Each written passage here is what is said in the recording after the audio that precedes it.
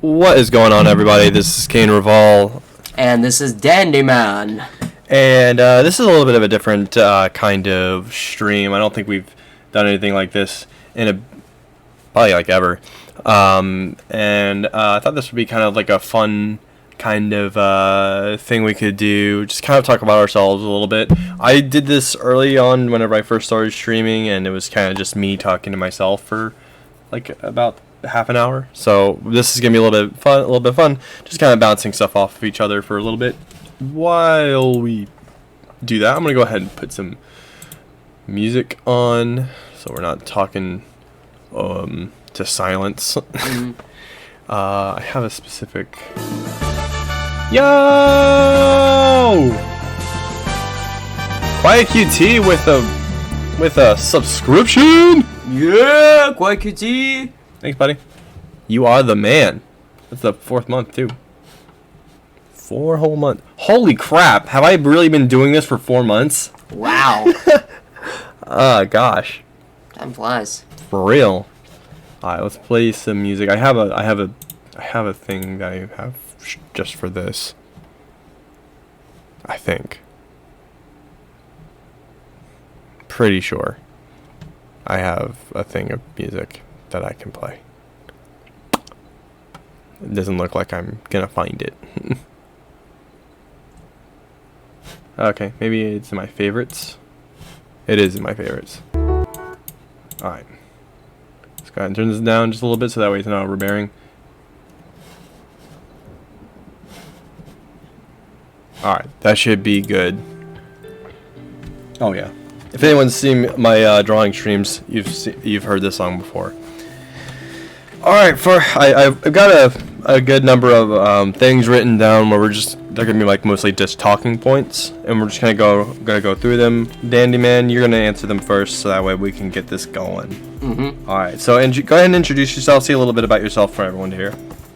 I'm Dandy Man. I've been living in this place for a while now. Pacific area, America.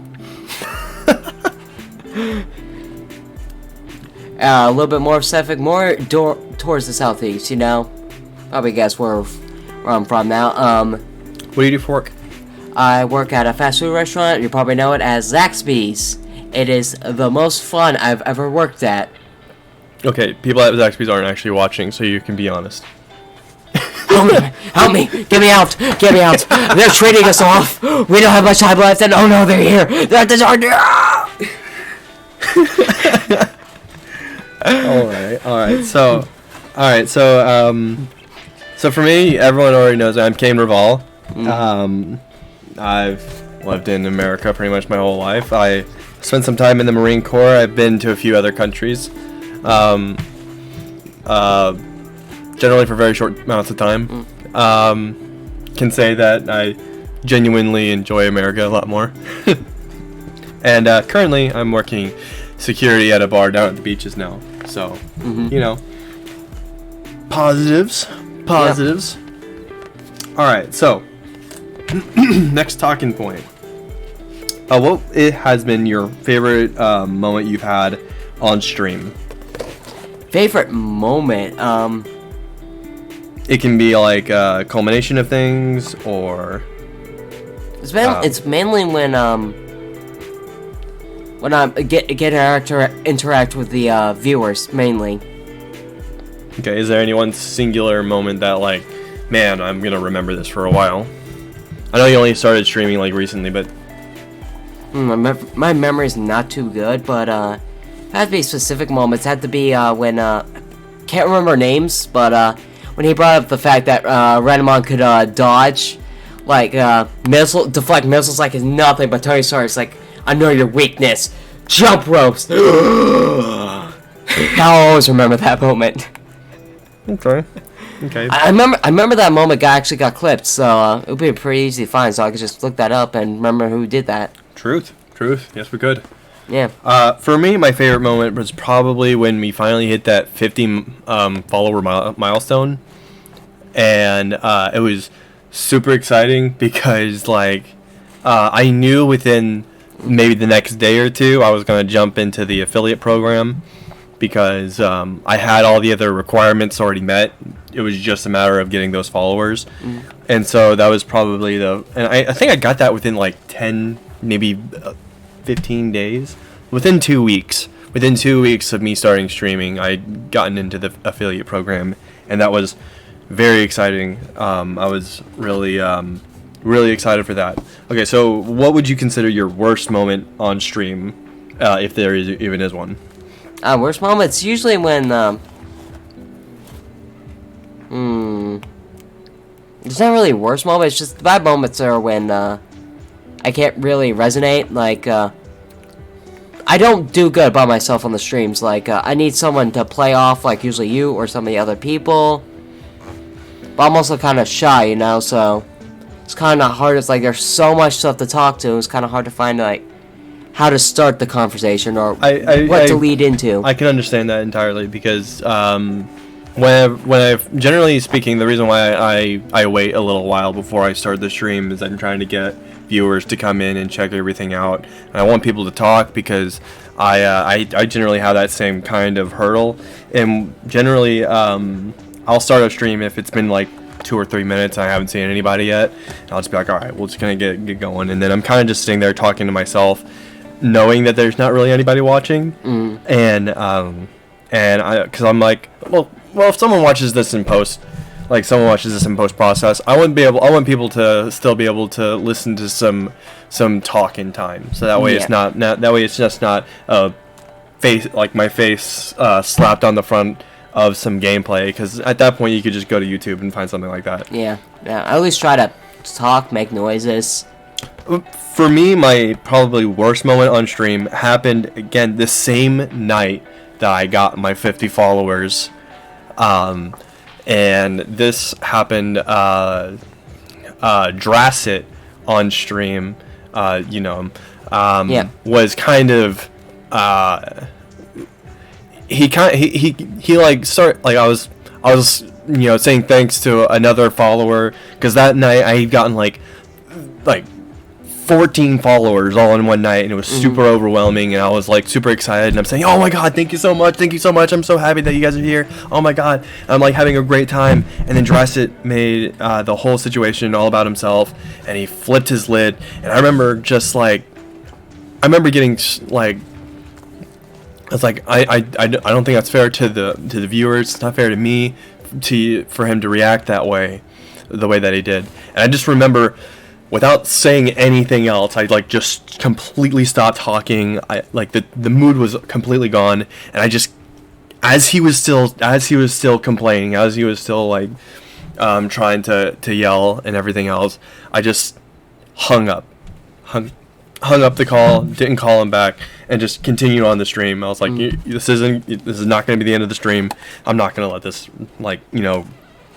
ruin my night. This is way too exciting of a night for me to turn into a grumpy thing. Yep. So, but yeah, that was probably the worst moment I've had on stream so far. Not that there are a whole lot of them. Okay. What got you into gaming? Gaming? I've been gaming all my life. It's my escape. I started as early as the age of 4. I remember doing it because the very first games I ever got was like Pokemon Red and Blue for the Game Boy, and that's like started me off. Then I started like branching off to different games, racing games, strategy games, MMORPG, stuff like that, throughout my whole life. What was your first MMORPG? Ooh. Actually, no. I don't think I've actually ever played a true MMORPG, like an online one. I mean, like it could be a faux MMORPG, like say like .hack or something. I know mine with for a lot of. Wait, is RuneScape an MMORPG? Yeah, it is actually. Yeah. RuneScape would be the first MMORPG. I was gonna say because I know mine was RuneScape also. What's going on, Panda? Thanks, man. Yeah, it's kind of the idea we were going for here. And I guess, no, it'd either be RuneScape or Wizard 101. For me, RuneScape was my very first also, and I remember actually, this was a very neat moment for me. I had joined in to play with a friend that I had made back in like middle school or whatever, and I didn't really understand the whole ethics of everything, And I remember begging him for gold anytime I ever needed anything. And it got to a point where he was getting like really upset and he didn't want to play with me anymore because he's like, all you ever do is ask for gold, and like, it's not fair. And I'm like, you know, it's like one of those moments, like if anyone ever tells you that, you know, if anyone ever tells you that video games don't do anything for you, let me tell you that this taught me empathy very early. So I was like, I had a very big realization moment where I'm just like, wow, I have been a complete dick. I am sorry. Like, that was a wholehearted, I'm not going to bother you about gold anymore. Can you teach me how to make gold for myself? And he taught me this one thing that I still use today. All right, whenever I play, I don't really play that much, but when I do play, I go to this one area in like Varrock, one of the starting cities. I kill giants, take their bones, and I sell the bones. It seems stupid simple, like it's like a no-brainer. Like, oh yeah, okay, you just sell the bones, but they're giant bones, and giant bones also give you a lot of prayer points. So people buy giant bones a lot in the Grand Exchange, so they can quickly level up their stats and everything. So they were like, they're always gonna be sold for decent amounts of money, and they're always gonna be wanted because people are always trying to level their stuff up without much effort. So I was like, that's pretty freaking crazy. And they don't sell for a whole lot, but like, get a couple hundred, you got a couple 100K on your hands. Panda, I'm doing okay. I'm doing pretty all right. Yeah, I'm wearing makeup right now. You can't tell. Yep, he's wearing makeup. All right. I did it for a friend in need. So for me, when it comes to getting into gaming, my stepdad, I grew up with him essentially every day after he got off of work. He would either watch TV or he'd play video games. It'd be one of those things that we would always do. And I never played games with him myself. I say never. It was a very rare moment where he would be playing like a sports game or something, and he'd hand me a controller and be like, "Go ahead and we can play together." And be like, "Awesome!" That's how we bonded. It was mostly me and him. Me watching him play video games. And let me tell you this one game. This is back whenever you would still rent games from Blockbuster. If that gives you some age, for those of you oldies out there, he would go out and rent video games from Blockbuster. And this one game he rented 3 times. This was back whenever Blockbuster was still doing rentals for 14 days. So that means like for over a month, I was subjected, I guess you could say, to watching this one kind of video game, and you're never gonna guess what it is. Considering my stepdad was all about like shooters, like shooting games, like Dynasty Warriors, like Call of Duty, Rainbow Six, football games, hockey games, stuff like that, you were never gonna guess what this game was. Tony Hawk? No, Final Fantasy X. And I remember the first time he had to renew that rental. It was against the first fight against Seymour. The second time against the third fight against Seymour. Seymour was his like biggest problem to fight against. And I just remember that so much. I remember seeing Seymour's like summon anima and thinking, "Oh my god, that is grotesque, it's creepy, it's scary as all freaking hell." I don't think Minecraft was a thing yet, Panda. I think that came out like way later. 2008 or 2012? Something like that. I don't remember. I think probably 2008. Definitely 2008. Yeah, this was middle school area. This was way earlier. Yeah. Because like I think like what when did Final Fantasy X come out? Like 2003? 2002, 2003, yeah. Yeah, about around that area.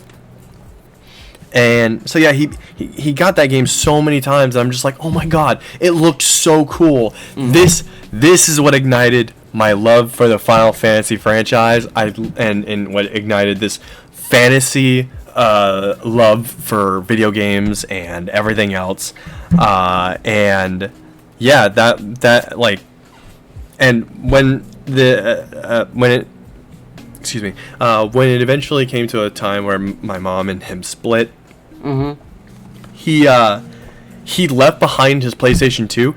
I never thought he meant to, so I just kind of kept it packaged up until one day he came up and he was like getting some more of his stuff, and he gave me a hug goodbye and everything else, and he's just like, Kane, I want you to know something. I left my PlayStation here for you. And I felt like a Jedi getting, like, you know, like his master passing down his lightsaber. And it was so funny because he gave me the PlayStation 2. I didn't have any games for it, and I didn't have a memory card. So I just had an old system. He left some games for me also, but they were very weird games. He left me Dynasty Warriors 5, which is a bit disappointing in hindsight because, like, Dynasty Warriors is a fun game, but I much more appreciate, like, the Extreme Legends or the Empires versions where it allows you to create characters. That's weird as that sounds, but yeah, it was either 5 or 4. I'm pretty sure it was 5. Whichever one Gone Ping was on the front of. But anyways, and the other one was Dragon Ball Z Budokai Tenkaichi. Fuck that game. Fuck that game. It's so much worse. The game is so much worse when you have to consider I didn't have a memory card. Yeah. So every single time I turned that thing on, I had to start over from the beginning, to the point that I would actually keep my PlayStation on for several days because I was afraid of losing all of my progress. I would turn it on, I would go to school, I'd come back, and sometimes it would overheat and shut itself off. I'd lose all the progress, and I'd be like, no! It was like a week-long endeavor if I decided to play that game. And if I wasn't playing the game, I was playing Dynasty Warriors, and that game got stale. So yeah, that's what ignited my journey into playing video games, and it's honestly why, like, even like by the time I got my PlayStation 2, the Xbox 360, PlayStation 3 was already kind of coming out and booming up. So, you know, that was a whole thing. All right. What is your favorite childhood game? Favorite childhood game? Digimon World 3 or the other one?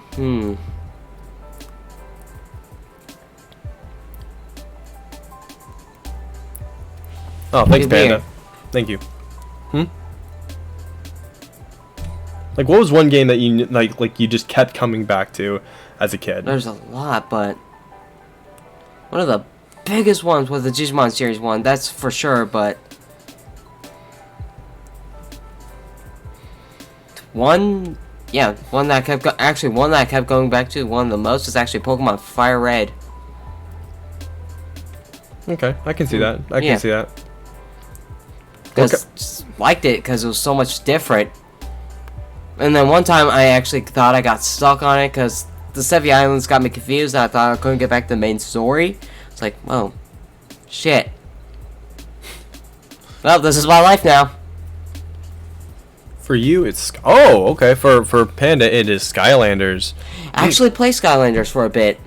I actually never did. I never I think whenever I first found out about it was whenever they had the little toys. I don't know if that's where it started or if that's like. That's exactly where it started. Skylanders started with the toys. Okay, so by that point, I think I had already kind of grown accustomed. I kind of accustomed to the kind of game that I really like to play, and that just never filled that niche for me. Yeah, and it's expensive as fuck. Oh, I'm sure. A game that requires toys in order to be able to play. I'm sure Nintendo would never do something like that. Yeah, it's like 30, like over 30 characters for the first game. I was definitely being and then there's the second one, there. And then there's the third game, and then there's the fourth game.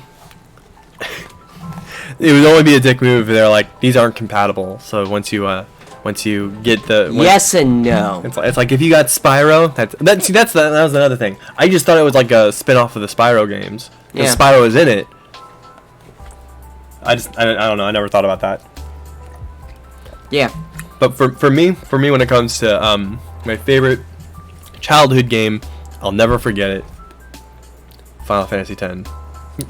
That was one game I could not put down. And like I would turn it off if I got really pissed off or angry or whatever else. I play other games, and I really loved Final Fantasy VII to a point that me and a friend of mine, like, he would sneak into the house, we'd hang out, we'd play Final Fantasy VII all night, right? But Final Fantasy X was one of those games I kept coming back to, and I did not stop playing it until I got every single character, had their, like, I got all their characters, I got the sphere grid filled for every single character I tried looking up, like, cheat codes and everything else in order to keep Mmor Guado on my team, because I thought he was so cool, until I started really delving into the sphere grid and realized that he ain't shit.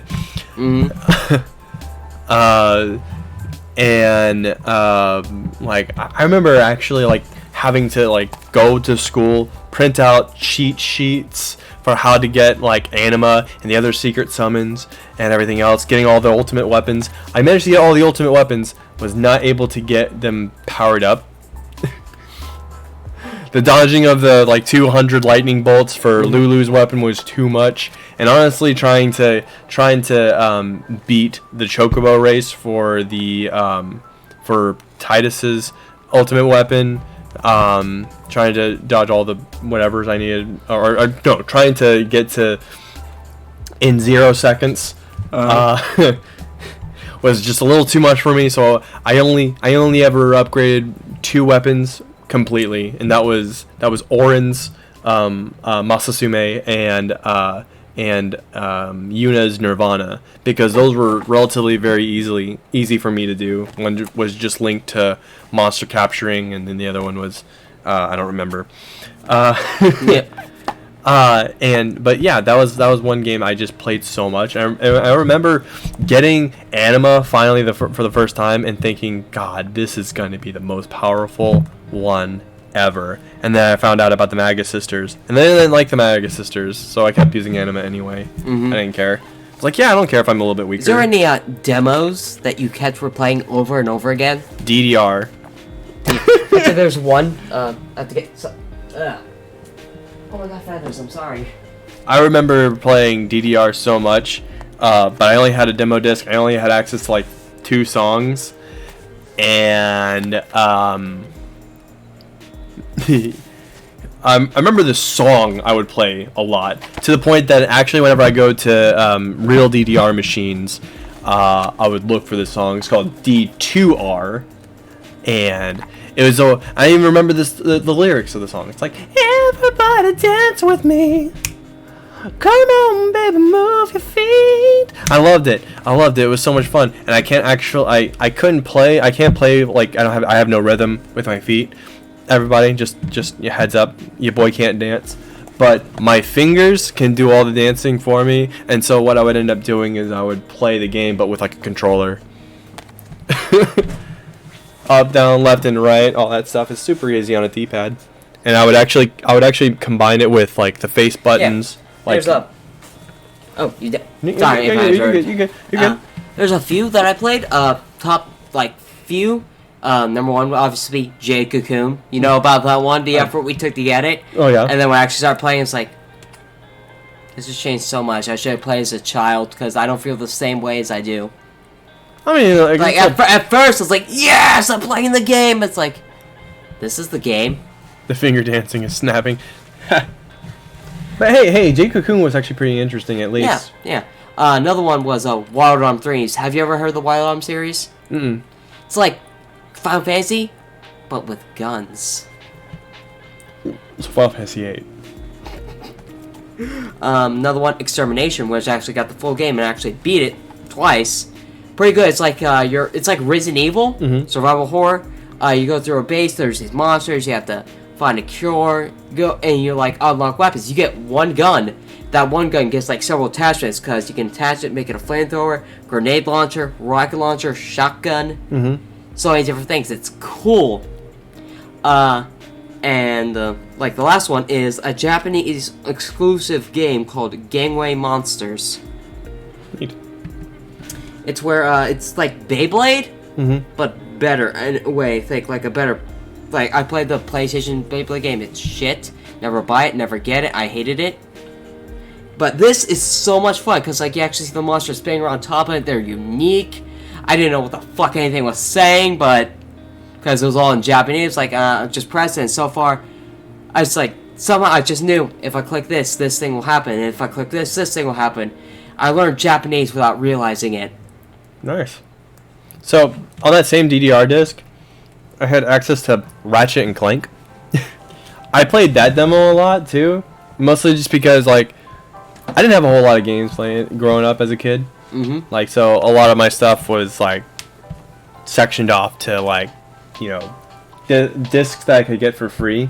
Mm-hmm. And so Ratchet and Clank was one of those games.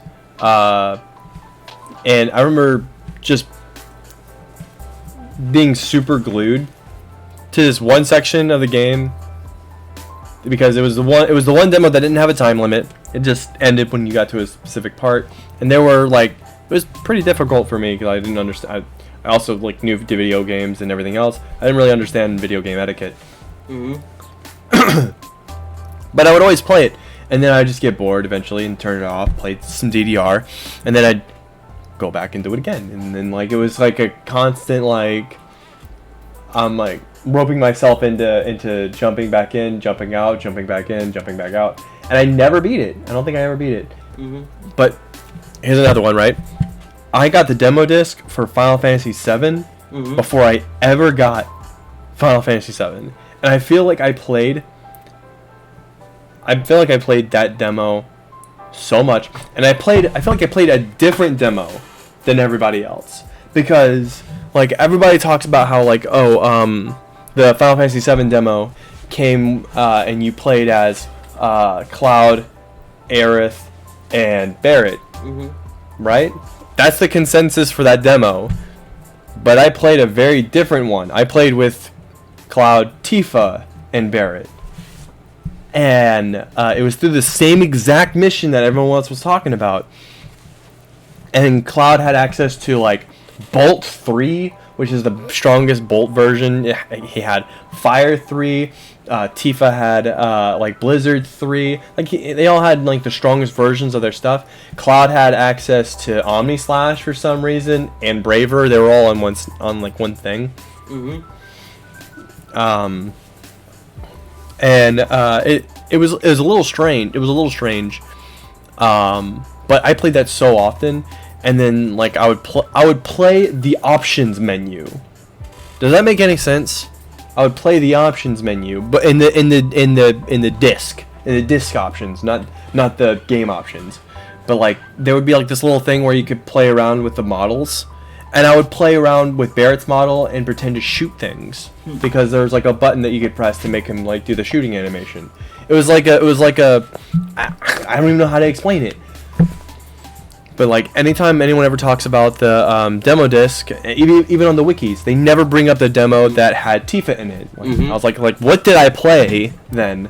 I don't even remember how I got the disc or where it came from, but I just said the same thing twice. I don't know where I got the disc or where it came from. But I just had the disc. I had the disc and I played it and I was like, Final Fantasy VII. Ha. Yep. But and to give you guys an idea, I had played a lot of Final Fantasy X before this, and I played Final Fantasy VII years after, and I still enjoyed it. So like, you know, graphics aren't everything. Yeah, I never played it. I have it. He gave it to me. I did, didn't I? And eventually I paid for it. It's like, here, you have it for free. Then, like, a couple weeks later, can you help with some rent? It's like, oh, okay. Alright, you get one superpower, but it comes with a cost. What would you have? What kind of superpower? Easy, be able to transform into animals or things that I see. Okay. So you can transform into any animal that you can see or whatever, right? Mm-hmm. Okay. Your drawback would be when you're in human form, you can only speak animal, but you can't communicate with other human beings. Would you still do it? I mean, yeah, I can write. Okay, that's not how I found your loophole immediately. It's like sign language exists. True. But what if you couldn't? What if you couldn't communicate at all with humans? I could turn it into something that could. Okay. Again, loophole. Okay. What would you turn into? A human that could understand human communication. No. No human. No. A dolphin that can understand human communication. Yeah, they can understand, but you can't talk anyway. Still, it's not like I could. they're not gonna hear. You're not gonna.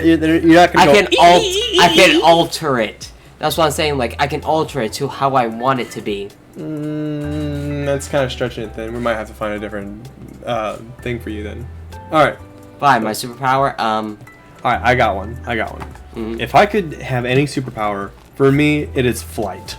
The ability to fly. No, I don't mean like sprouting wings or anything like that. Just like, you know, like Dragon Ball Z. I want to jump up off the ground and fly as far as I want to, without having to worry about like stamina. I don't have to worry about like, hey, if I'm like flying, I don't know if it's going to be using some sort of like muscle I've never heard of. Yeah. And you're Lakoba. what does that mean? No, I just made it up. Oh, okay. It's a muscle I never heard of. You're Lakoba. Oh yeah, that's my. There you go. What would be my drawback? I don't know. You only go like 5 miles an hour. I would still take it. 5 miles per hour. That's the average walking speed. No, that's the average running speed for human beings. Yeah, but that's also how long it takes for you to lift off. So it's like, let's go. 5 miles per hour isn't slow for humans. Yeah, but you also have to think about wind pressure, wind conditions. That 5 miles per hour is going to like the 1. No. You didn't say that. You said fast as I can go is 5 miles per hour. Yeah. Yeah. Normal conditions. You didn't say that at first. Also, think about airplanes, lightning storms, like. All right, give me 1 second. I'll be right back. I'm gonna use the bathroom. Drink some water. Ow, my feelings. Look. Yeah. Honestly, being able to... That's why I say transforming into anything you want to is the most broken thing ever. And nobody realizes that.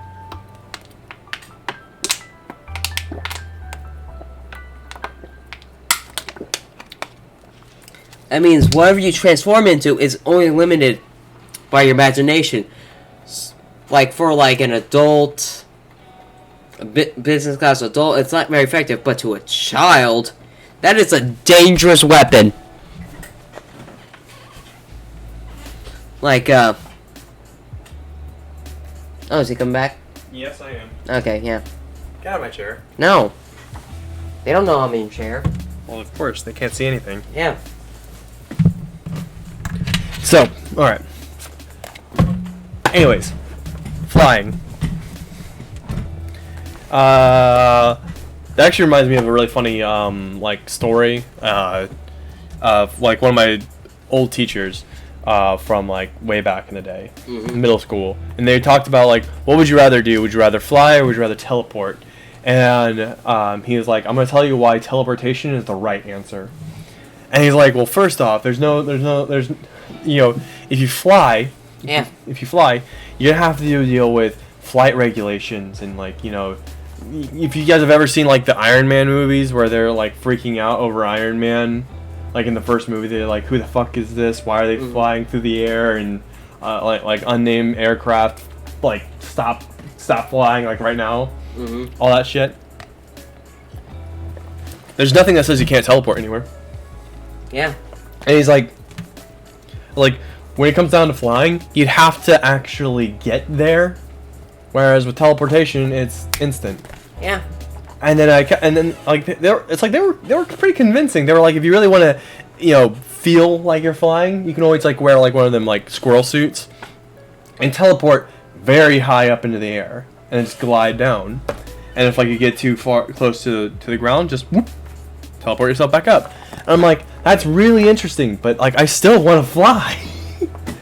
Yeah. Like I don't want to. It's like but honestly, teleportation is more risky and dangerous.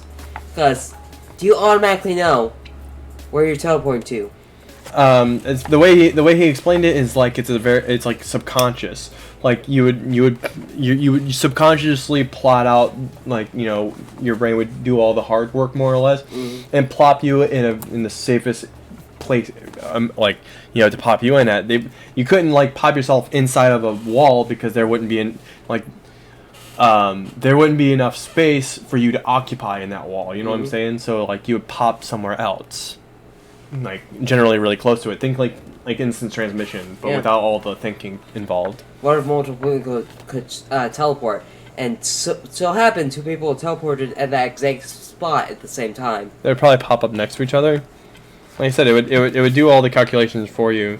I feel like that's kind of cheating. It kind of was, but like it's like if there's like all this extra work that like comes with teleportation, why can't I fly without any issues? Yeah, it's like Jumper, the movie. If you've seen the movie Jumper, you know exactly what I'm talking about. That taught me a whole different thing. Yeah, so actually, this is funny.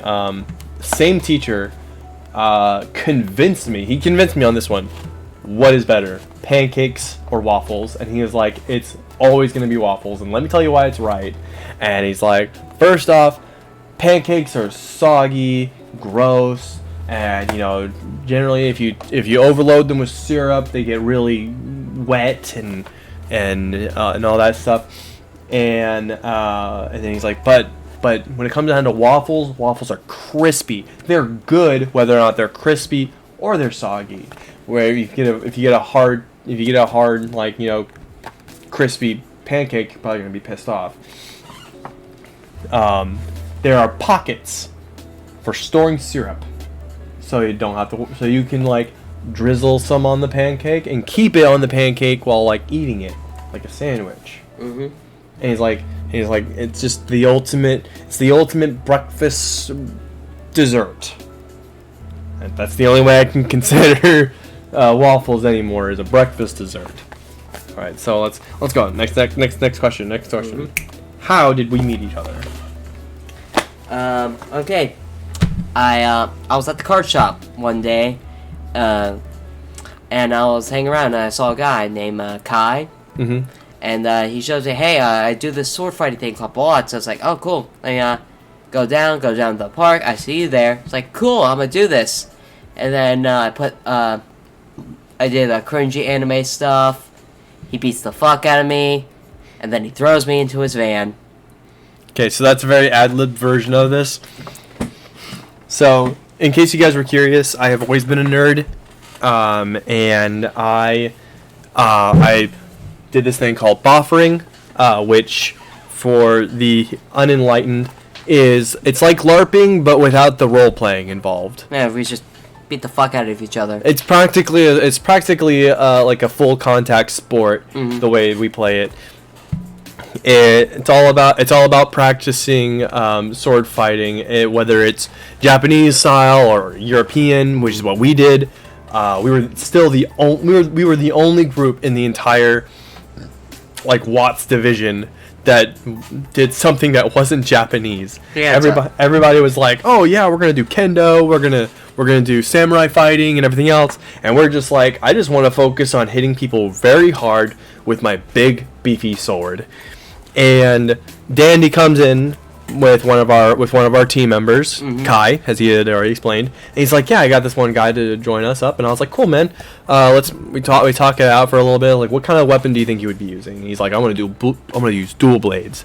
I'm like, "Cool. I use dual blades. This is perfect. I can teach you."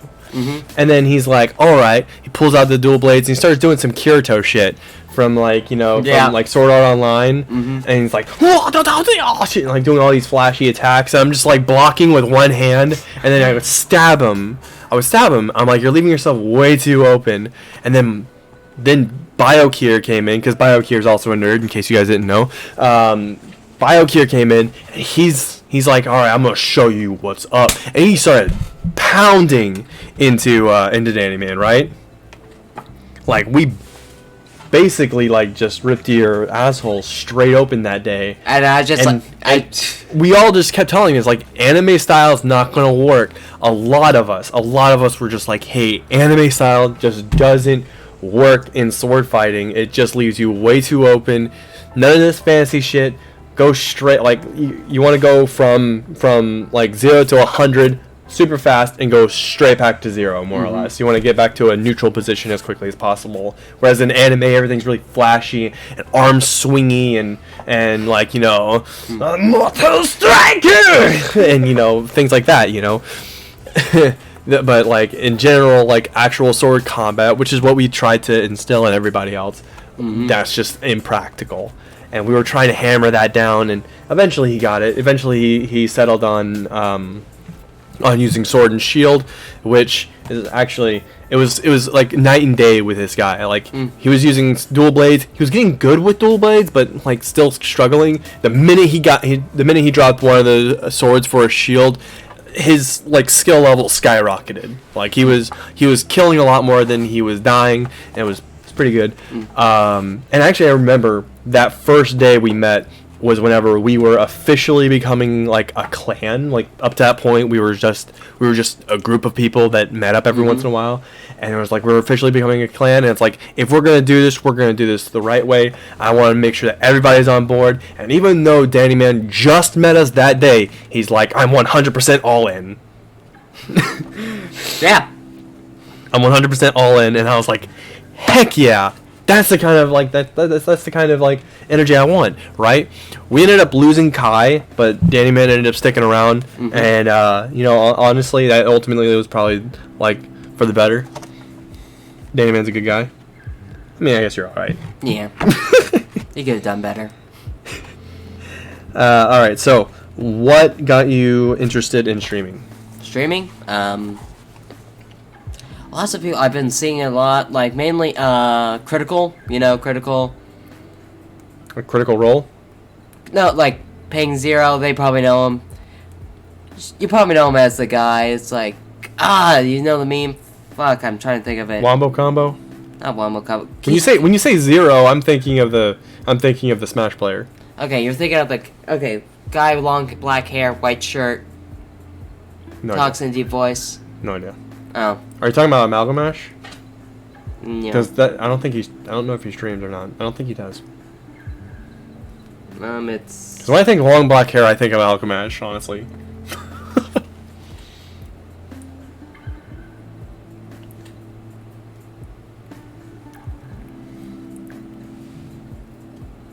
Wait.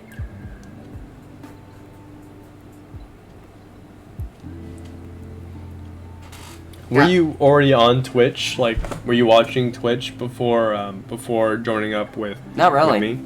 Not really. You're the one who got me Twitch. This guy, remember him? Oh yeah, that's what I'm talking about. That guy. Okay, so that guy got you kind of got you interested. Yep, and then you officially got me make me a Twitch account. Just like, oh fuck yeah, okay. So I made a Twitch account. Did all that. So yeah. Okay. So for me, I've been watching Twitch streamers for a few years, namely Studio Blue for like the video games that other people create, because I really like. They have really good constructive criticism whenever it comes to submitting video games to them. They've reviewed Levels now twice. And so like they generally play on Twitch and everything else. So like cool, neat, awesome, 10 out of 10. Water. Laughing. Another one. Laughing up on Twitch also. I actually lived with Laughing quite a few years ago. And at the time, by the time I had left, he had just started his Twitch career, and fast forward to now, he's still on Twitch. He's actually doing really well for himself.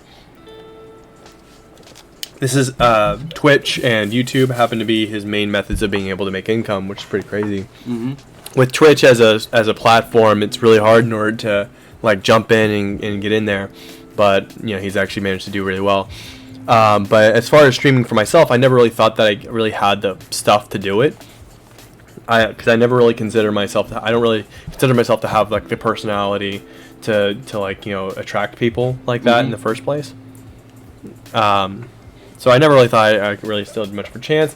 I thought the webcam was a requirement. Never got a webcam, yeah. So it was just kind of a weird space for me. I had face rig, but I never got face rig for streaming. I got it so that way I could go up on Omegle and mess with people. I remember my Omegle phase. But just about 4 months ago, actually, about actually late October, early November, BioKeer was getting into Twitch streaming, and he came up and he's like, dude, you gotta try this. It's so much fun. He hands me a freaking webcam that I still use, hands me a second monitor that I still use, and he's like, just go ahead and set this all up, blah blah blah. And he set me up for my first stream ever, and I remember thinking, what am I even gonna freaking play? Because at the time I was still like pretty knee deep into Naruto to Boruto. I'm like, I'll just fucking play that. Yeah. I'll just play some Naruto to Boruto. And that's what I did for the first stream ever, and it was super cool because I met a bunch of the people that are still here right now. Yep. That was a dope experience. And here we are, 4 months later, and we're still providing content. So, yeah. Alright, what would be your absolute dream career? If tomorrow you woke up, you had this job, you'd be set for life. Fuck, that's a tough one. There's like so many. I guess performing. Something that has to do with performing. Okay. Whether it be comedy, music, acting. One of those three. What got you interested in acting? Got me interested in acting. I pretty much act all the time. Like, I have different voices, characters I do, stuff like that. I did, like, acting back in my church, school, stuff like that. Okay. I was the only one who, like, kind of, like, did their own thing. It's like, okay, this guy's a sarcastic jester. Gotcha, I know. Hear ye. Oh my god, not this shit again. Welcome to the king and all his glory. Yada, you know the drill. So, that actually reminds me of something really funny. When I was in high school, my freshman year of high school, I was like, I got to pick all my courses for the first time ever. So I was like, I'm gonna pick, like, because I'm a pretty charismatic guy. I'm like, I'm gonna go for the drama class. Like, that'd be perfect for me, right? I always wanted to do something like that. So yeah, on that note, you and I are very similar because I've always had that kind of charisma to want to do something like that. And then I got in, and I'm like, wow, this is so neat. I'm meeting a bunch of other people that have the same kind of passion and everything else. And then I met my teacher, and my teacher sucked all of the fun and life out of me within the first 2 weeks. Wow. Did you do that with everybody else? I don't know about everybody else because by the end of the 2 weeks, I quit the class. Pretty much, it was just like the work was incredibly boring. It was like explain the expressions that come whenever you smile. I'm like, okay, I mean, I guess I can do that. And then I fill it in, I turn it in, and everything else. And they'd be like, all right, good job, 80%. I never got less than an 80% on any of my work in that class, and this is an important part of that message, right? When it came time for progress reports, and this was back whenever progress reports were coming out every 2 weeks, in a 9-week period, before they changed it to like every 4.5 weeks, every 4 weeks, so that way you know what your anyways. I got my fucking progress report, and I had a 7 in her class. A 7. How do you get a 7 when like all assignments that we had to do, I was getting an 80 and above? And oh my gosh. Okay. we're gonna get back to that, but let me tell you about like the very first day I met this bitch. All right, she was just like, all right, guys, I just want you guys to know my name is Miss Martin McNorton. It's not Miss McNorton. It's not Miss Martin. It's Miss Martin McNorton. Say it all, or don't say it at all. Wow. Yeah, I'm like, Jesus frick, man. Why are you so angry? And there was this one time, like, cause the way my school was set up, I was on the other side of the school in like I was outside of the school and in like the extra buildings that they had for the period prior, and I would have to run all the way through the school, all the way to the other side, the back half of the school to get to her class. It took almost all of my time because I only had like 3 minutes to get to class. I took almost all my time to get there. I'm sprinting full speed, right? And then I get to the hallway that she was at, and she screamed at me. She's like, "Stop running!" And I'm like, "I'm just trying to get to class, your class." And then like, as she's like yelling at me, she stopped me in the hall, yelled at me, bell rang. Now go get a tardy slip. It's like, if you hadn't stopped me, I would have been in your class already. I would have skipped class. I was like, fuck you. But yeah, so anyways, by the end of that 2 weeks, I had a 7. I had a 7 in her class. And I went up to her, and I'm like, what the heck is this? Why do I have a 7? This doesn't make sense. And she's like, well, here's the thing, okay? To incentivize students to be able to come into class on time, I subtract 10 points from every student whenever someone, not me specifically, when someone is late, for each minute. 10 points for every minute anyone is late. That's bullshit. I hope she's fired. I don't know. She was still there whenever I got out of school. So I just remember after that, I literally walked out of the classroom, went right next door to the ROTC, and was like, can I join this class? And they were just like, well, do you have an opening? And I'm just like, I want to get out of drama right now. And I joined the ROTC, and I was in ROTC for 4 years. So, yep. Within 2 weeks, that teacher sucked all the fun. Wow, I can imagine the walkie day. It's like, no, I've had enough of this. It literally, like, I'm not even joking whenever I say the way this school was set up is that the drama class was right here, and right next door was the ROTC. Yeah, I remember. It was Centerwood, right? It was like in front of the amphitheater, right? Yep. Yeah, exactly. Because I was there. Not for that moment, but yeah. Yeah. So, yep, that was it. That was Oh no, they didn't know what school we went to. They're gonna look up. Paparazzi's gonna go there. It's like, this is the school they went. They'll be like, do you guys still have the records for Kane Revol? They're gonna be like, who the fuck is that? Okay, and then they'll look up that teacher. Where's the bitch? Alright, so for me, if it comes down to a dream career, my absolute dream career would be in creation. Whether it's video game creation, that's probably my number one, honestly. Video game creation. Being an artist, creating music, something, because like,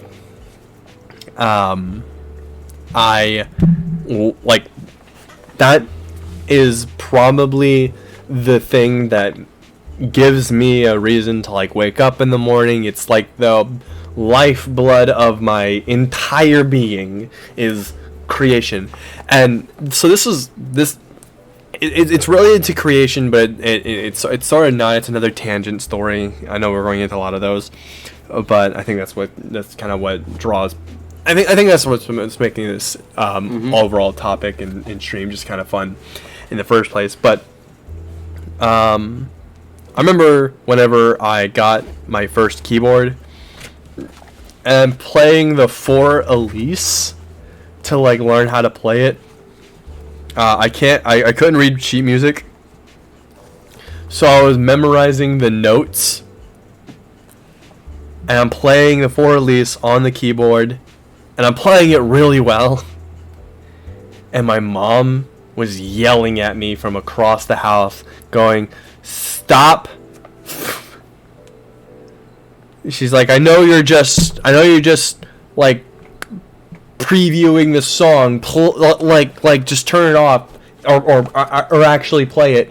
And I remember being like, no, Mom, that's me actually playing it. Mm-hmm. Like I was playing it apparently so well, my mom thought I was doing like the whole preview song thing. Mm-hmm. And then like she came out and she watched me. It was the first and only time my mom has ever actually watched me create make music. Mm-hmm. And that was how I taught myself how to play a piano. It was the strangest like whatever, and it was like I would essentially like what a lot of keyboards do is they'll have songs preloaded onto the keyboard to play and everything else. And this one particular keyboard had a way of being able to teach you the keys of a song, and what it would do is it would just highlight the key on the like the little digital display, and any background song like music for whatever, because like they had the fucking Star Wars song on there also. The background theme would stop playing. It would hang on a single note until you press the next key. And so I taught myself how to play like 8 or 9 different songs solely by doing that. I even learned how to do like a whole new world from like Aladdin by that whole thing, and it was kind of neat. I played a song for my sister too, and my sister didn't think I could do it either, but it was kind of neat. So but yeah, tangent there. Creation. Yeah, that's what I want to do. I'd want to do something like that, for a dream career. That'd be like like the best thing I could do for like with my life. All right, we're getting into the D&D stuff now. So, favorite D&D experience. Favorite D&D experience? Anything with Ken Revolt, because he has the best campaigns ever. Okay, so and he is not holding a gun to my head at this very moment. Instead of saying something... he rolled one. Never mind. He fires at himself. Alright, so instead of stroking my dick, go ahead and say what you actually think. What's something that you... What am I not? Alright, so what would you say is like your favorite experience with D&D? It can be a single moment, or it can be a whole campaign. Just talk about it. D&D specifically. Well, D&D, Pathfinder, whatever, tabletop RPGs. D&D has to be with Mogar, obviously. Mogar. Okay, there was an army invading in, and there was like so many, like 100,000. We only had 10,000 men. Then I go, I'm out of the roof. Like, what to do? I'll roll a perception. Is that a general over there? Yeah, that's the general. So if I take out the general, the army might go into disarray. And if I do that, we'd be able to take them out easily. Yeah, that'll basically work, yeah. So what's your plan? I'm gonna throw a rock at it! You're gonna throw a rock at him. Yes, because in roll of Pathfinder D&D, you can always find a rock. I remember that specifically. I don't know why that came out to me. It's like, this is the thing. This is why I remember this rule. I'm gonna throw a rock. You got to roll pretty high to natural 20. You throw so well, your partner enlarges it, hits the general right in the dick. The army goes in disarray. They don't know without the commands. They are basically helpless deer in the lights of a car incoming vehicle. You take them out slowly but surely. You gain the victory. That also pissed off the DM because that derailed the entire campaign. Because the original plot was for me to lose and to get captured. Not on Mogar's watch. It's Mogar and his rock. Mogar on the Powell. Yep. And he had no character depth whatsoever. It's funny how that kind of like became like the center point of your characters. Yeah, just rock. Okay, we need to stop this evil sorcerer. What do you got? You got a rock. That's not gonna work. I rolled a 20. What? The rock is thrown with such speed that it practically pierces through his skull like a sniper rifle bullet. And the big BBEG is dead. Alright, so, favorite D&D moment? Probably for me. Again, it doesn't have anything to do with D&D specifically, but another tabletop RPG called Palladium. And I was playing as Gilgamesh, and I think I've talked about this story a few times, in which like Gilgamesh was just this decrepit looking old man. Mm-hmm. And this isn't necessarily the story of how he turned into a god, which is a pretty cool story. That is probably a cooler story, but this one was hilarious, and I'm much more into like the funny stories that I can tell people when it comes to D&D. So my character just met the party, and all they know me as is the decrepit old man, because when they met me, I'm just like, hello there, I'm old. And they're just like, I'm gonna roll perception. I'm gonna roll this. I'm gonna roll that. I'm gonna look this guy up and down. I'm gonna check every single thing I can about this guy, because I don't think he's an old guy.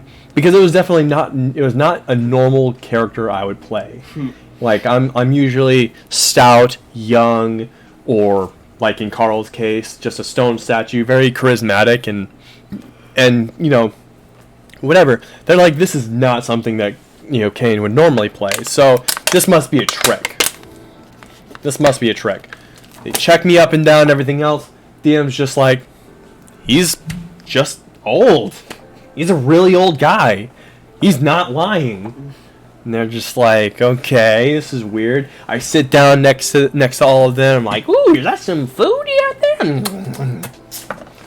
And I'm like, they hand me some meat, and I'm like eating it over the fire. And I'm just like having a good old time, you know, and talking to them and everything else. And then, you know, I hear crunching coming up behind me, and I stand up and I grab my staff, but I'm like grabbing it in a way like I'm still like hunched over it, like I'm using it to support my weight. Mm-hmm. And then a paladin comes like running up behind me, going, about to hit me or whatever, and I'm like, oh no! And I just hit it with the blunt side of my staff, because it was a one side of the staff was blunt, the other side had a blade on it. I hit him with the blunt side of the staff right in the chest, and he explodes. And I'm like, no, he must have had a heart attack. And I was like, that's whenever this party started realizing something about me wasn't necessarily old, decrepit, or whatever. Like, I was like, oh. And then I guess like the DM's just like, chances are that's probably not the only paladin that's coming in after you guys. It's probably a good thing in order to start like patting down the fire and getting the frick out of there. And I'm like, okay, whatever. We're all packing up everything else, and I'm like, I can't move. I'm old. And oh gosh, I'm like using the stats to support my weight and everything else. And Biokier, his character, who is like twice as big as everyone else, he was playing as a wolfen, which are huge, towering, like 8-foot tall characters. He just grabs me, throws me on his back, and starts running at full speed. You know, like all four legs. Starts sprinting at full speed, and I'm just like, I asked the DM, I'm like, what's his speed stat? And he's like, 55. And I looked at mine, 60. My character was faster than Biokier's. I just want you to imagine for a second, okay? A very old guy sitting on the back of a half-wolf looking character, like on all fours, sprinting with this old guy on his back, and the old guy just like, you're going too slow, and jumps straight off and just goes and sprints right off, like sprints far away, like 5 points in speed is nothing to sniff at in Palladium.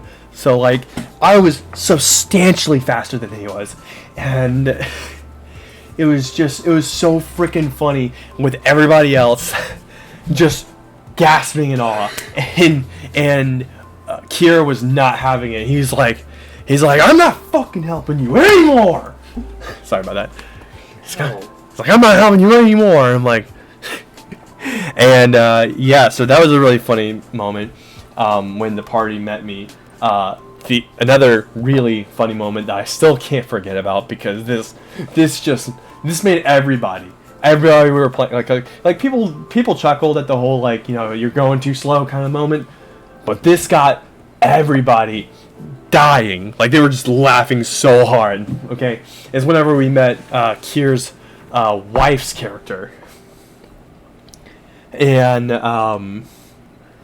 so we're trying to find her and everything else, and I'm just like, she works at a hospital or something like that, and it's like, I need help, I'm dying, I need your, you know, at the time she was the best person or whatever. We only knew her by name, barely. Mm-hmm. So I need your best doctor, give me blah blah blah, whatever her name was, I don't remember. And they're like, well, it's gonna take a little while, because I mean, she's right now, oh god, I'm having a heart attack. And I'm like, okay, I'm a very creative player when I play, and I was like really getting into it, so I'm like sprawled out on the floor, and I'm like, I'm gonna avoid my bowels. Oops. You will have feathers. And I'm just sitting there like shitting myself and throwing up, and everyone believes me because, like, for one, I'm role playing it very well, and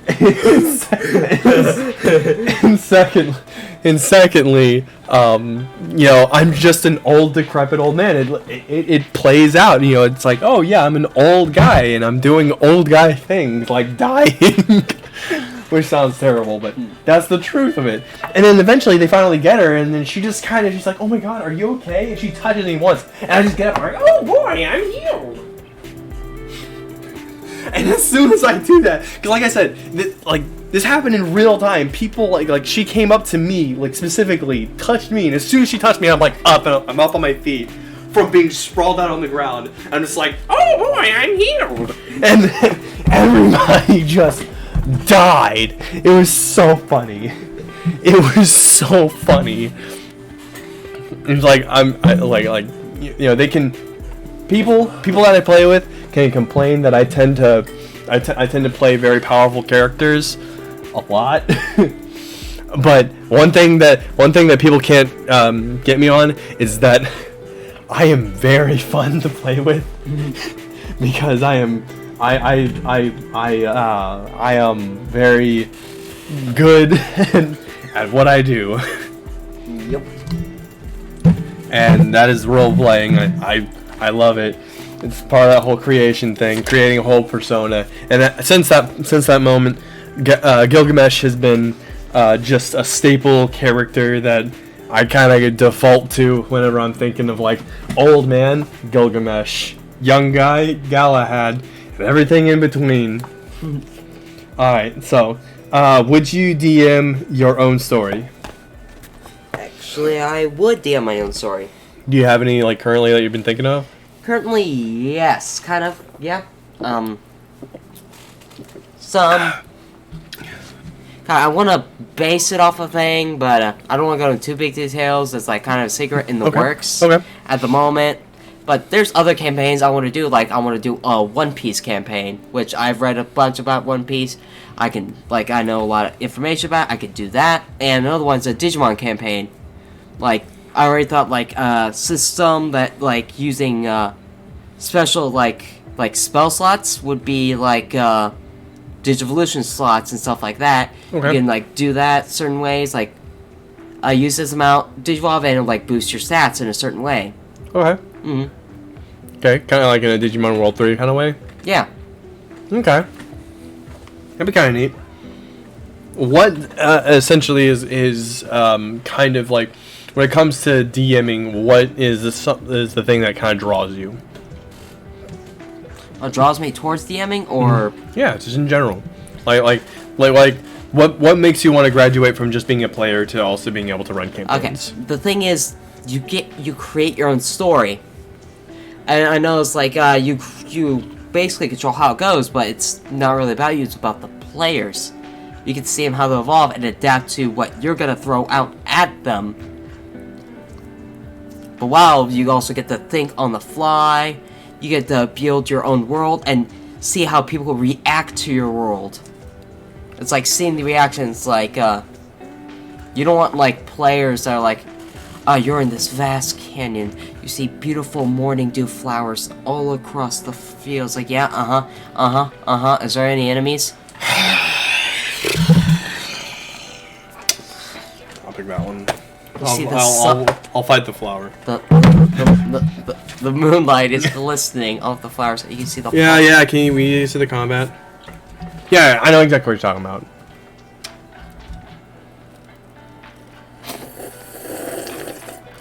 No, you gotta see it better than that. So come on.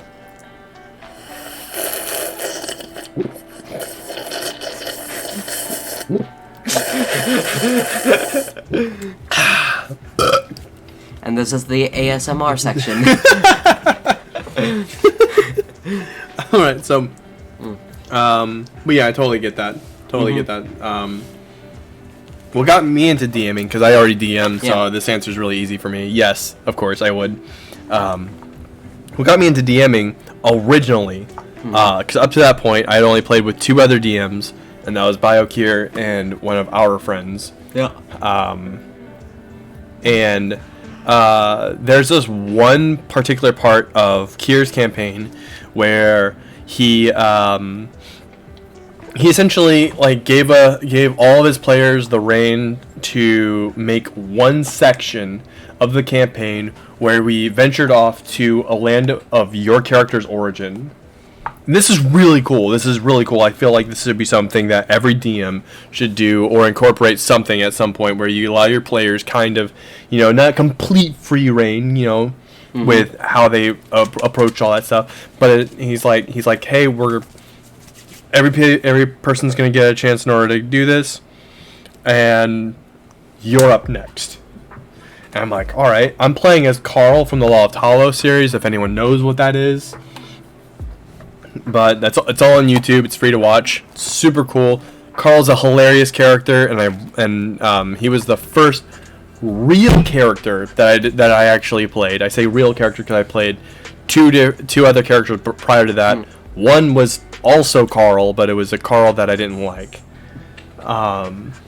But yeah, so I'm playing Carl from Law of Talos. I'm just picturing the Toy Story meme. Like, you got new Carl. Old Carl, I don't want to play with you anymore. No, pretty much. Okay, so when it came time to create Carl for Pathfinder, the original DM that I made him for was like, well, there isn't any stone anything in the game's core rulebook. You can be a gargoyle, I guess. And I'm like, but you wouldn't look anything like what you want your character to look like. You would look like, a basic gargoyle. And first off, I think that DMing strategy is terrible. Like, you shouldn't tell your characters what they should look like. Like, there should be prominent features, sure, but like, when it's just like, hey, what if I wanted to be a chiseled gargoyle, or I wanted to be a chubby one, or what if I wanted to have horns, but whatever. Yeah. Or if I didn't want to have horns, what if I wanted to have spiked ears? Like, gargoyles are made of stone; they can be chiseled to look like anything you want them to. Are you saying every race looks exactly the fucking same? I don't think that was the case, but I think that. What is it, cyberpunk? So, but I didn't. And on top of all that, they were trying to tell me how I should play my gargoyle. They're like, because he's a gargoyle, he would be more timid around human beings. I'm like, or if because he's a gargoyle, he wouldn't approach it like that. And again, terrible DMing strategy. I feel like restricting the player to like how they like. I was like Carl was already a pre-made character who had a personality and everything else that I was trying to adapt for the game, but they weren't letting me. So when it came time for Kier and he started up his campaign, he's like, we'll do whatever we need to in order to make the Carl you want to play. So straight up, he went online. He found a race that was pretty much animated objects. It could be anything. And so I'm like, yeah, animated statue, which is exactly what Carl was. Perfect. He's like, it can look just like him if you want to. I'm like, sweet. And he's like, yeah, and he can have whatever personality he fucking wants because it's D&D. Yeah. Like, play the game you want to, man. And then you go back to the other DM, it's like, suck it! I mean, no, that never happened. I never saw him again. Yeah, good thing. But, anyway, so, I'm like coming into, like that whole situation where I'm able to create and everything else. I'm like, this is awesome. I'm going to create Carl's place of origin, which, again, is already established in Carl's lore. And I'm like, but like it's never been explored really in the comics or in the animations. So it's like, this is an amazing opportunity to create Carl and to more or less create his area of origin, which is an amusement park. How cool is that to go to a decrepit, still life, amusement park where everything is alive. Even the cotton candy? No, I'm talking like, like how like a lot of rides and everything else have like those clay moldings, creatures, characters, everything else like that, stuff like that. And it was really cool. People really liked it, and I was like, and I was more or less just kind of coming up with the stuff like the week prior. I'm like writing everything down. And it was really exciting. It was really cool to have an opportunity to like do that. And while it was kind of like a real hands-off kind of DM, because while I was directing people, I wasn't really in charge of the actual combat. Instead, Kier handled the combat. I just kind of gave him the characters we would fight. And when it came down to like real big story beats, or anytime we would have to get things as far as like, like if characters were going to get new abilities, it had to run by him. If characters were going to get new loot, it had to be run by him. And that makes sense, whenever you don't want to ruin game pacing by giving players access to some crazy, feats or strengths or whatever.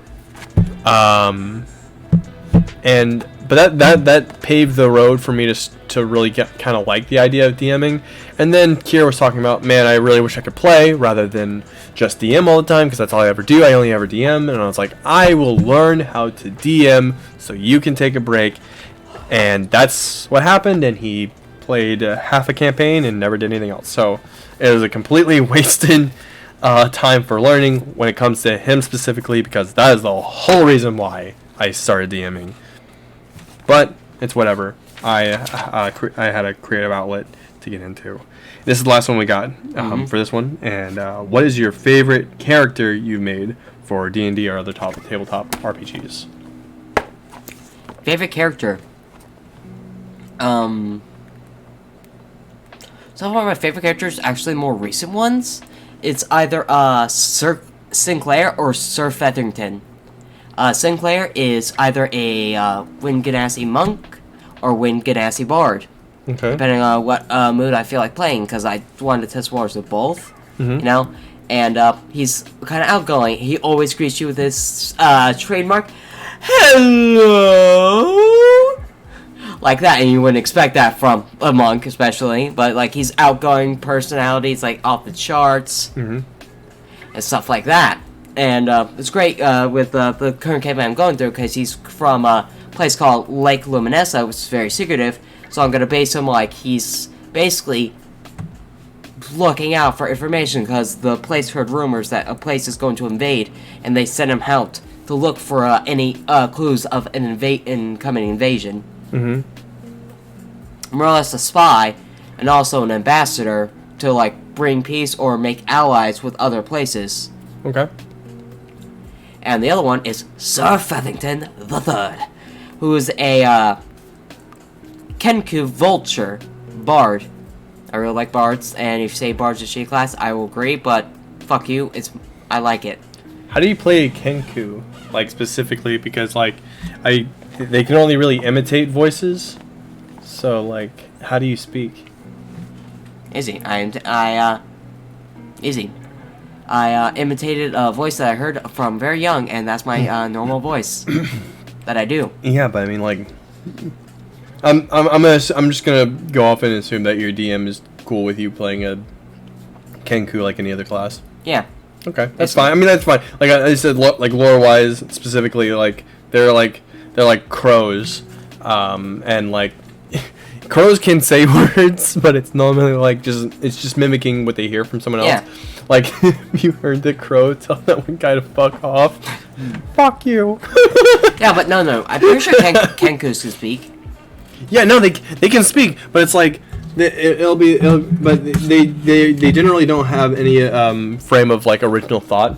Mm-hmm. It's like, let's go and attack that whole group of villagers over there. Attack is what you'd probably hear from a Kenku. Attack! Yeah, it was funny enough. One of our main antagonists right now is a pirate Kenku. Funny. So it's like, yeah, you're talking about this, like. But yeah, that's like generally lore-wise, because I've been watching like too many D&D videos lately. It was going over all the different races and everything else, like every single race. Are you talking about the guy? XP to level 3. Oh, I thought you were talking about the other guy. Nope. Different guy. And that's Joe Cat. Yeah. But no. He's the best. Joe Cat is really funny. He's by far the best D&D tuber. I really He's up there with Jaden, not Jaden Animations. Which one's doing the story about the can't remember his name. Spud, the monkey. Dingo Doodles. Okay, so I just heard about her. Yeah, and up there with Puffin Forest and Crit Crab. Crit Crab's pretty fun too. But yeah. And no others. But yeah, so he was going into pretty big detail. Like this is like a 3-hour long video of him going through all the races and everything else. He's like, these are generally generally speaking, you don't see Kenku very often as playable characters because they don't really have any original thoughts, more or less. They just kind of agree with everything. You're just kind of like a yes man.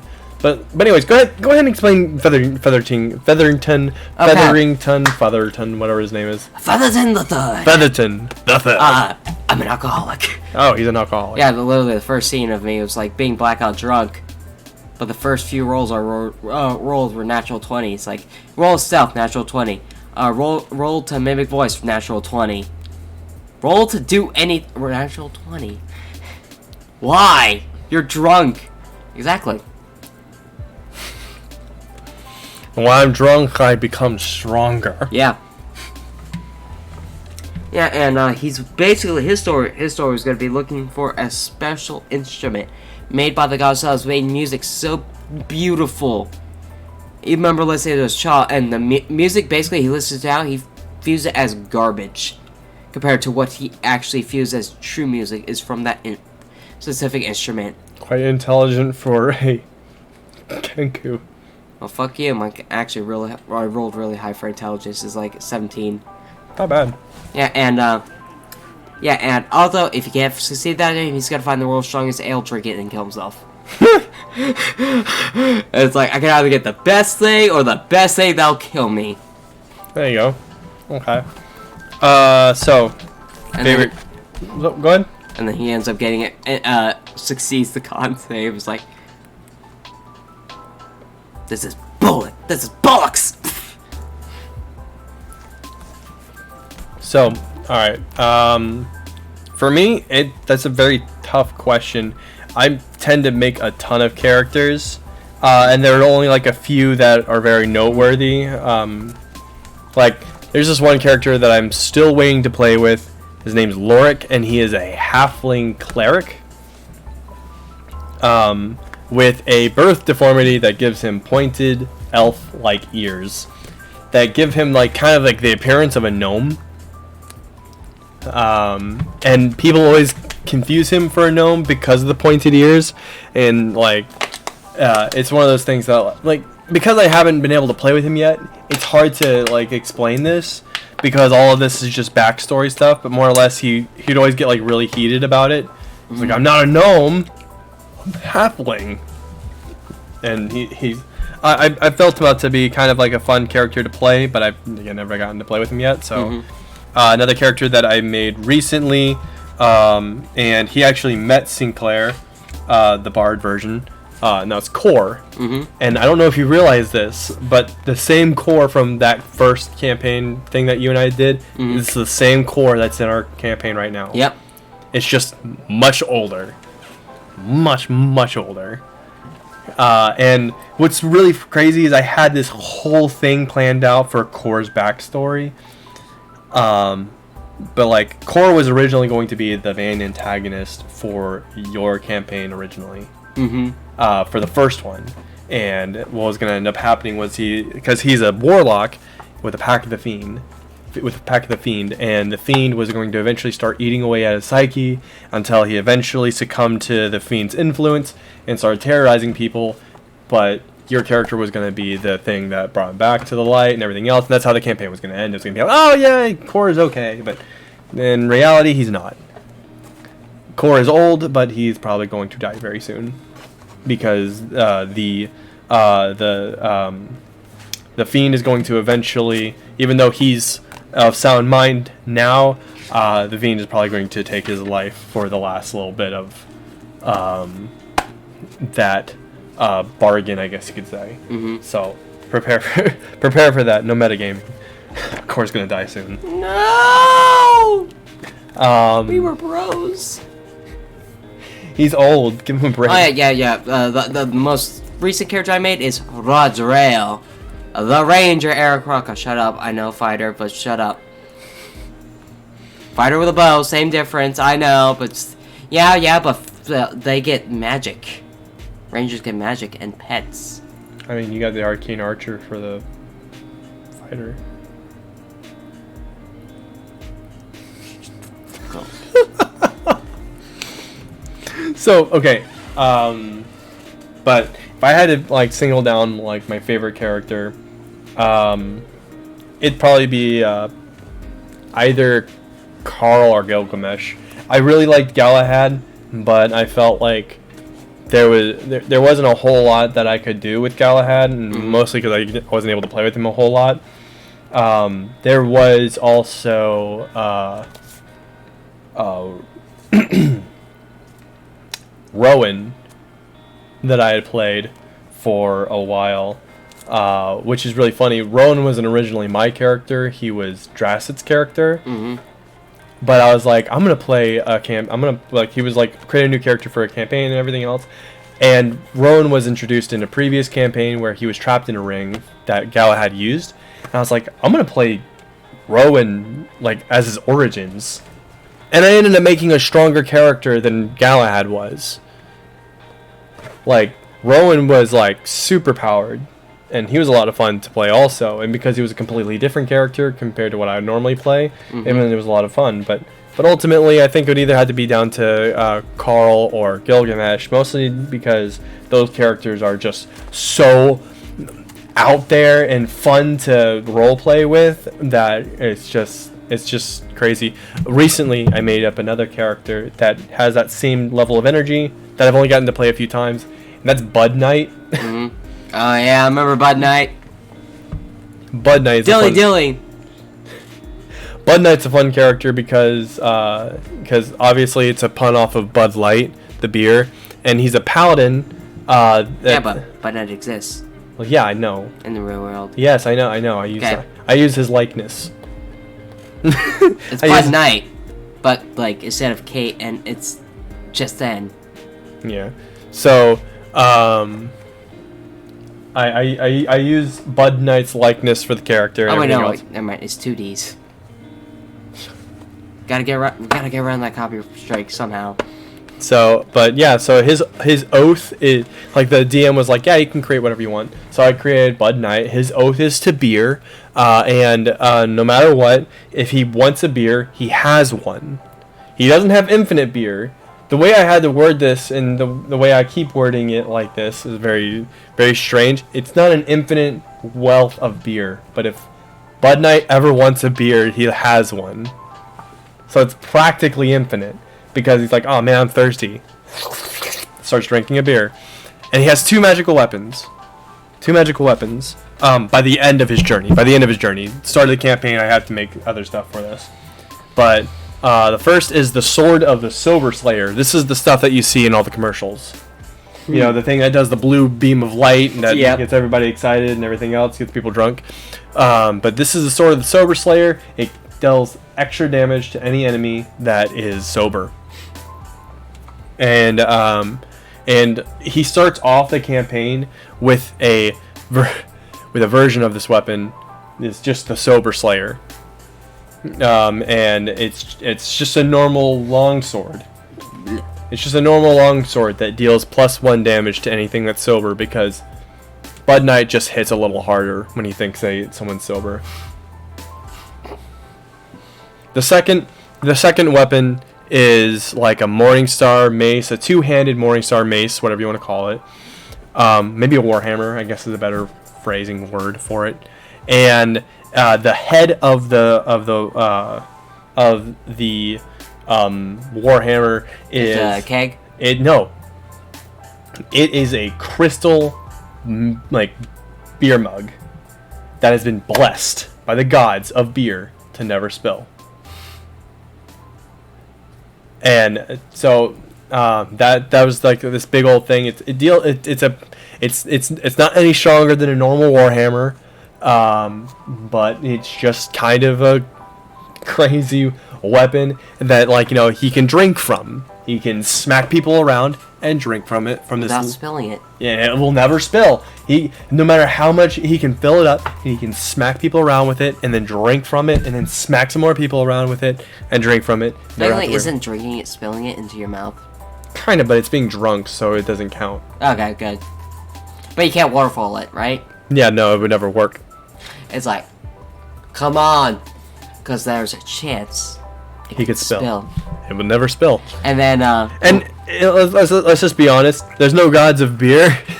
Bud Knight believes so heavily in any of this crap that it just works. And this is actually what's kind of funny. It kind of mixes a little bit of barbarian in there as well, because if he ever gets sober, he goes into rage. He goes into a rage until he has a drink. Yeah, and how can he when he can just like? If he wants a beer, he just gets one. Yeah. So when is he ever sober? It doesn't really happen. But here's the other thing: if he gets drunk enough, he can start using his horse as a melee weapon. Like, just picks it up by one of its legs, starts swinging it around like a long sword. And also, this is the best thing ever, actually. This is why the beers are very important to his tool set. Mm-hmm. The piss cannon. See, I was allowed to create a cantrip for the paladin, and this is what I created. And it has a leveled version, so after you level up and everything else, it just becomes a stronger attack. But pretty much, this is already pretty busted at level 1. Okay? Mm-hmm. Piss cannon deals 1d10 damage for every single beer that Bud Knight has had since his last piss cannon. No! And that is broken! The one time that I ran, and it's a cantrip, so no spell slots. So pretty much when I played Bud Knight the first time and only time, I was a level 1. I was level 1 character. And I used this attack to piss a hole in a marble wall. Because pretty much anytime I would do anything, I'd flex, take a drink. I'd be like, we should drink on behalf of my gods. And they're just like, no, I'm not going to do that. I'm going to drink anyway. Drink's a drink. And then I would bust through a door, and I'd be like, my god has opened a path. Drinks a beer. And like, we were going through this whole labyrinth of a maze or whatever, and I'm like, I'm gonna do this thing, drinks a beer. This other thing, drinks a beer. By the time I got to the point where they were like, oh hey, you're trapped in a room and you're like encased in a wall of marble, and I'm like, I'm gonna run at the wall, because by that point I had opened no doors. I ran through the doors to open them. So I busted down every door with my sheer chutzpah. So I tried running through the wall. It didn't work. So I'm like, you know what? Chugs 2 beers. Like, like straight up Stone Cold Steve Austin's, breaks the beers, and go piss cannon, and and at that point I had like 14, so it was like 14 d10 damage. I don't remember the full damage. I think it was like 80 something, and I was just like busted a hole through the, like, it was a pretty big hole too, and it was just like you piss straight through the wall and you coat the inside of the next room. I'm like, good. Beer for victory. exactly. I was like, yes, drinks beer. I'm like, and it was just funny. It was a fun little moment. It was ruined. It was ruined by the end of that like session because the people I was traveling with, who were being total dicks the whole time we were playing. Total dicks. And we got to the point where we got to the treasure, which, by the way, I'm the only person in this entire party who did any combat, who got us anywhere, because I'm the one getting us through all the locked doors. I'm the one who got us out of a booby-trapped room that left us in a piss cannon! Yeah, piss cannon. Like, I pissed right like through a freaking Mario, but wall. better. So, like, yeah. And you know, so I did all the hard work to get us through to where the treasure was, and I was like, all I want is the 68 pieces of gold. You guys can have the 1,500 silver, and all the other stuff. Just give me the gold. And this other guy was just like, no, I'm taking all of it. I'm like, fuck you, man. Give me the fucking gold. And he's like, no, it's mine. I'm like, fight me for it. Come on. And he's like, fine, because these are the only weapons I'm ever going to use, I automatically have advantage. I'm like, that's not how fucking advantage works, dipshit. He's like, I'm gonna get it anyway. And he's like, he rolls and rolls and rolls. I do 1,500 damage to you because of my fucking stupid ass, only my only weapons I'm ever going to use, special claws or some bull crap. And like, dude, screw you. And I just left. DM ended up messaging me later, and he's just like, you can take the gold, man. As a matter of fact, you can have all the fucking crap. I don't even care. I'm like, sweet. I just filled in all the fucking stuff, and I left it at that. That guy was the biggest douche I ever had to play with. Because, like I said, the entire time they were ignoring me because the dude secretly wanted to bone the other character and didn't care about, like, me being there because I was like cock blocking him apparently. And so they were both just kind of being nasty to me the whole time, but I was the only one progressing the story. And with any part, you're probably the only character too. Yeah, I mean, I was trying to, like, I offer the characters a beer. They don't take it. I was like, what brings you to this part of town? Or this part of the... What brings you over here? Because we met outside of the cave. And they didn't acknowledge I said anything. And I was like, whatever. Drinks beer. Fucking whatever. Charging my piss cannon. Don't care. Yeah, and you know, it's just like, whatever. I'll do whatever I need to. We get stopped by like 30 spiders. I kill all of them. Like, it was funny how it worked, right? I was asked, go ahead and roll to see how many of you hit, and I rolled a natural 20. One wasn't even close to me. One was out fighting the fucking douche dick.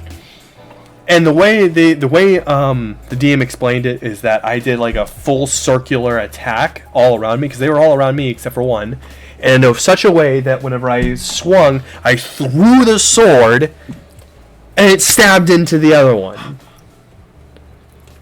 That was on the other side of the room. I was like, I did all of the work for this, and you guys are just and you guys are just being total dickheads. And you guys want to take all the fucking gold, even though I single-handedly brought us all here. I wish I was there for that. Anyways, that is the last of the questions that we have, and I think that's probably a good point to stop because it's almost 6 a.m. Danny Man's got to go to work in the morning, and I gotta get up early also. So I think that's where we're gonna end it, guys. Thank you so much for honestly sticking by. This is a bit of a weird, kind of sort of like a podcast-ish sort of thing. Yeah, someone said that in the chat. Yeah, I think that was Panda. And yeah, so yeah, we're gonna go ahead and end it off. Thanks for everyone that came and checked out the stream and everything else. I'm probably gonna post this on my YouTube because this is a fun story. But yeah, this was a lot of fun, and it was. If you guys really liked this kind of setup or style or whatever, go ahead and message in the Discord channel what you guys think, and it would be kind of cool to hear from you guys. So anyways, guys, we're gonna go ahead and head off. Hope you guys have a good night as always, and I will see you guys again soon. All right, later, guys. As always, guys, thank you so much for coming out and checking out the stream. If you like what you saw, maybe consider following so you can watch some more sometime. And if you really like me and you want to support me in this channel, maybe subscribe. If you guys have any suggestions, feel free to use the suggestion box right here in Twitch. You can find it in the upper right corner of the chat. If you're on mobile, or if you're on desktop, it's going to be in the About Me section. You can also join the Discord if you like. The link can be found by typing !Discord in the chat. There we gab and have fun and share memes. But most importantly, it allows me the opportunity to get to know you. You can suggest future content there, as well as vote on what you would like to play for Community Day, which is every Thursday starting at 3 p.m. Eastern Standard Time. Thanks again so much for watching, and I hope to see you guys again very soon.